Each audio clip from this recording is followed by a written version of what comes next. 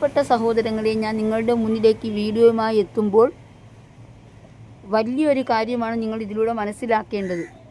തിരുവനന്തപുരത്തൊരു യൂട്യൂബറുണ്ട്. വീട്ടിലിരുന്നു കൊണ്ട് യൂട്യൂബിലൂടെ കയറി വന്ന സ്ത്രീയാണ്. ഇവർ ലോകമെമ്പാടുമുള്ള ഒരുപാട് സ്ത്രീകൾക്ക് അവിഹിതമുണ്ടാക്കി. 100% വൈകല്യമുള്ള എനിക്ക് അവരുടെ ഭർത്താവുമായിട്ട് ആ സ്ത്രീ തന്നെ സ്വന്തമായി അവിഹിതമുണ്ടാക്കുന്നു. അതുമാത്രവുമല്ല, അവരുടെ ഭർത്താവിനെ ഞാൻ കണ്ടിട്ടില്ല. അവരുടെ ഭർത്താവ് ബീനാണ്. ബീൻസ് വാസസ് മീനാണ് എൻ്റെ ചാനലിൻ്റെ പേര്. അത് അവരുടെ ഭർത്താവിൻ്റേതാണെന്ന് പറഞ്ഞ് അവളാണ് ഈ പബ്ലിക്കിൽ വന്നത്. ഇന്ന് 11:40 ഇവളൊരു ലൈവ് ചെയ്തിട്ടുണ്ടായിരുന്നു.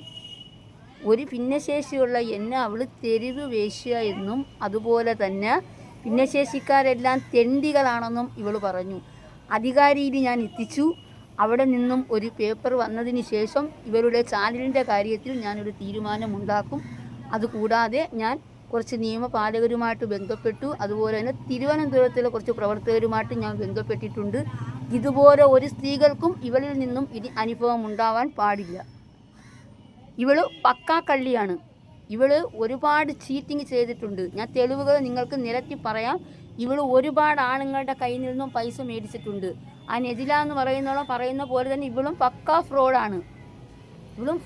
ഇവൾ പൈസ മേടിച്ചിട്ടുണ്ട് ആണുങ്ങളുടെ കയ്യിൽ നിന്നും. ഇവൾക്ക് ഗ്രൂപ്പ് ക്രിയേറ്റ് ചെയ്ത് ഒരു ചെറുപ്പക്കാരി പെങ്കൊച്ചിനെ ഇവൾ കയ്യിൽ വെച്ചിട്ടുണ്ട്. അവരുടെ മൂത്താപ്പയെ ഞാൻ കോണ്ടാക്ട് ചെയ്യും, മലപ്പുറം ജില്ലയിൽ. ഇനി ഇവളെ ഞാൻ അങ്ങനെ ഒറ്റയ്ക്ക് വെറുതെ വിടാൻ ഉദ്ദേശിച്ചിട്ടില്ല. ഇതിനോടൊപ്പം കുരുങ്ങും നജിയ മജീദ് എന്ന് പറയുന്ന ഒരു പെണ്ണ്. ഞാനിതെല്ലാം ഇന്ന് 11:30 ശേഷം ഞാൻ ഓരോ കാര്യങ്ങളും ചെയ്തിട്ടുണ്ട്. ഇവിടെ ഞാൻ അങ്ങനെ വെറുതെ വിടത്തില്ല. ഇവിടെ ഒരുപാട് പേരെ ചെയ്തിട്ടുണ്ട്. ഭിന്നശേഷിയുള്ള ഒരു വ്യക്തികളോട് കളിക്കുമ്പോൾ ഇവിടെ ഭർത്താവാരാണ്, ഇവിടെ രായമ്മയാണോ, ഇവിടെ പേരെന്താണ്, എനിക്കത് മാത്രം അറിഞ്ഞാൽ മതി. ഇവിടെ എല്ലാവരെ കുറിച്ചും തെളിവ് സഹിതം നിരത്തിയിട്ടാണോ വീഡിയോ ചെയ്തത്. ഇവൾക്ക് റിയാക്ഷൻ ചെയ്യാമെങ്കിൽ എനിക്കും ചെയ്യാം. ഇവിടെ എന്ത് കാരണത്താലാണ് ഇന്ന് വന്നത്, അവൾക്ക് ഞാനും തിരിച്ച് അതേപോലെ മറുപടി കൊടുത്തിട്ടുണ്ട് കമൻറ്റിലൂടെ. അവളതെല്ലാം ഡിലീറ്റ് ചെയ്തിട്ടുണ്ട്. അവൾ കാണിച്ചിട്ടില്ല. പക്ഷേ ഇവളുടെ ലൈവ് ഞാൻ അധികാരിക്ക് അന്നേരം തന്നെ ഷെയർ ചെയ്തിട്ടുണ്ട്. ഞാനൊരു അഡ്വക്കേറ്റിനെയും കണ്ടിട്ടുണ്ട്. ഇവൾ ഈ പറഞ്ഞ തെരുവിൽ ഞാൻ എത്ര തവണ വേശ്യ ചെയ്തിട്ടുണ്ട് എന്ന് ഇവളാണ് തെളിയിക്കേണ്ടത്.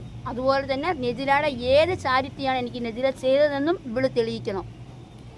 പറഞ്ഞത് കേട്ടല്ലോ. നീ ഇത് കേട്ട് തീരുമ്പോൾ നീ മുഖാന്തരം കുരുങ്ങാൻ പോകുന്ന നിൻ്റെ കൂടെ നിൽക്കുന്ന ഈ ചൂട്ടിയാടി.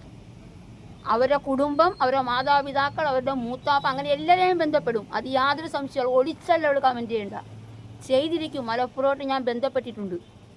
നീ അങ്ങനെ നിന്നെ ഇനി വിടുന്നില്ല. കാരണം നീ സോഷ്യൽ മീഡിയയിൽ കയറി എല്ലാവരെയും നീ ആവശ്യമില്ലാതാണ് നീ എല്ലാവരും ഉപദ്രവിക്കുന്നത്. നീ കള്ളിയാണ്, നീ പക്കാ കള്ളിയാണ്.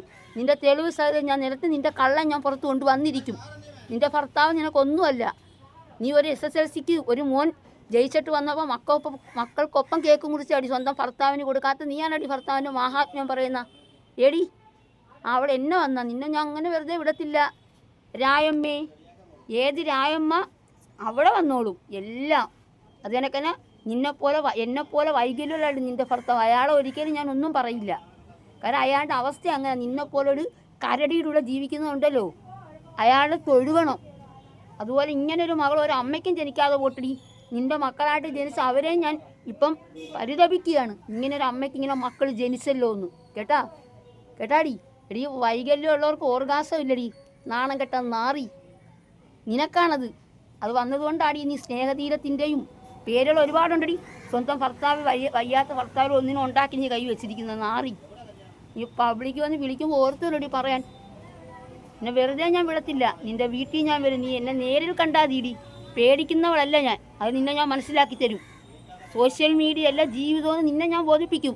നിന്നെ ഞാൻ ബോധിപ്പിച്ച് തന്നിരിക്കൂടി. നീ അല്ലടി ഞാൻ. തീയിലൂടെ വന്നവളാടി ഞാൻ. തീയിലൂടെ. നിന്നെ പോലെയല്ല. ആരെ ഇറച്ചി തിന്നും ആൾക്കാരെ കയ്യിൽ നിന്ന് മേടിച്ചിട്ടല്ലടി ഞാൻ ജീവിക്കുന്നത്. കേട്ടാടി. നിന്നെപ്പോലൊരു ഫ്രോഡിനെ ഞാൻ നോക്കിക്കാൻ. നിന്നെ വെറുതെ വിടത്തില്ല ഞാൻ. എൻ്റെ അടുത്ത് എത്തിക്കും. നിന്നെ ഞാൻ അങ്ങനെ വെറുതെ വിടാൻ ഉദ്ദേശിച്ചിട്ടില്ല.